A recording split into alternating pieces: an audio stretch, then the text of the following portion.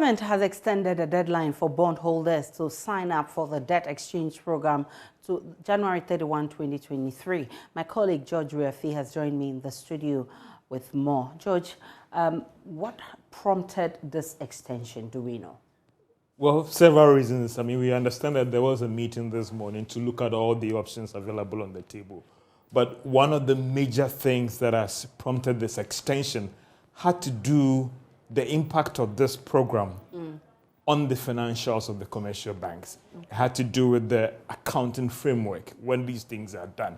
And that could sometimes wipe away most of their earnings and even affect their ability to engage other financial partners locally and outside the country as well. So because of those concerns, I mean, we heard that some of the commercial banks had issues with this whole program and signing up to it.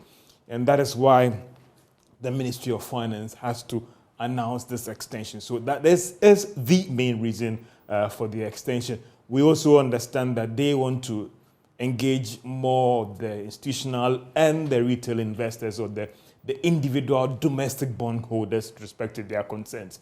And as to whether the structure will change, it's still early days yet. But the main issue had to do with how this would impact on the financials of the commercial banks and even their ability to do business going forward. And that is why these framework, these accounting principles or accounting framework needs to be reviewed by government to ensure that it lessens the impact of this action on the books of the commercial banks. Okay, so what does this extension mean to our negotiation with the IMF and the economy as a whole? Well, if you engage the IMF, the understanding was that if we're able to get even the commitment today, they will present their report to the IMF board. It looks like the board will be meeting in the first quarter of this year. Okay. So we are still within that time to still finish the negotiations with the domestic bondholders as well as the external bondholders.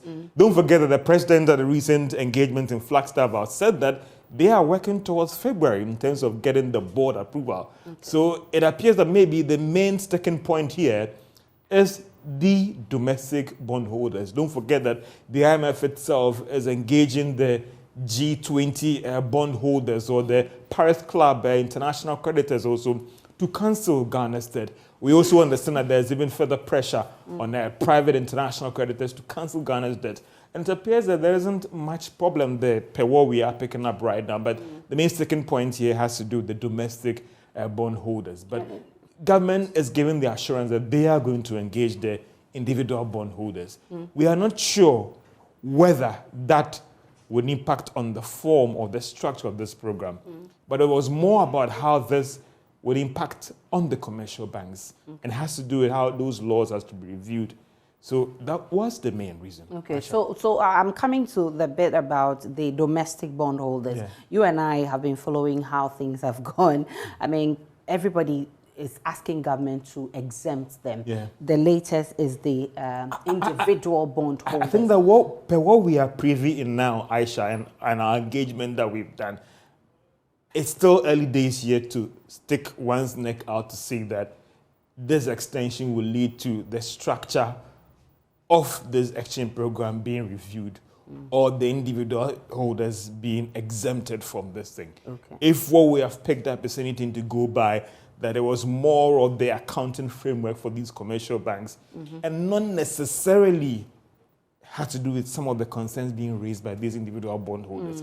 But the commitment we're also picking up from the finance ministry is that they are going to engage them with respect to this period. What would the engagement lead to? Them being exempted, I would say it is still early days yet to stick one's neck out and say that they are going to be exempted. Looking at how things have transpired so far on this domestic exchange program, it's a never say never situation. This is the third time it's been extended. And remember, some also have been exempted as well. So depending on how things will pan out, they could be exempted. Maybe they wouldn't as well. What do you foresee looking at how things have panned out? Well, if the structure for what we've picked up right now or the program will not necessarily be changed, then I don't know whether they will be exempted from it. Okay. Again, early days yet, never say never, but how things are going. Right, so it's something that has started, we'll monitor because you and I have seen how bondholders have not been happy with what government has decided to do with their money. So we'll be monitoring and we'll be bringing you bits and pieces of all that will happen. Now,